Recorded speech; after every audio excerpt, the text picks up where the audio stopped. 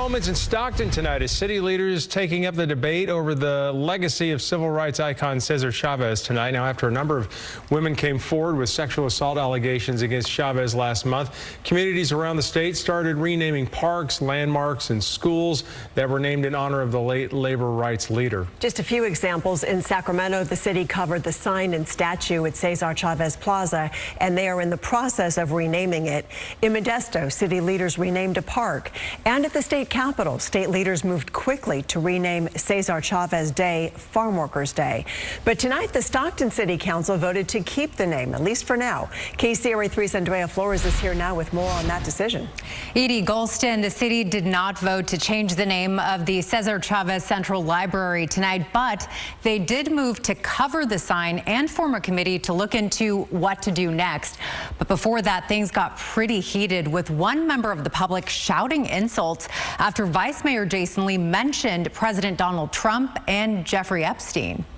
Listen, if you think I'm a piece of you can step outside, then you can step outside. Mayor, point of order. Hey.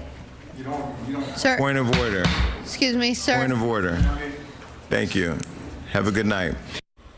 That person eventually left the room. Some people who spoke out tonight, though, including some city council members, were against changing the name of the library.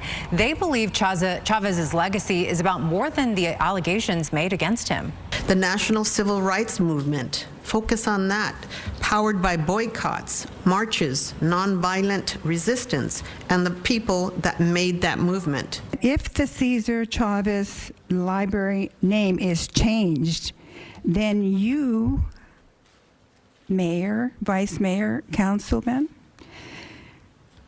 have acted as judge, jury, and hangman. It's more than just about one man, it's about the movement. At the same time, we can honor the movement and not necessarily the individual. I think we can honor in the history of something without having to have an individual named after. This was the second time the city has taken up this issue. The first time the city council delayed the vote after another issue caused the meeting to run late.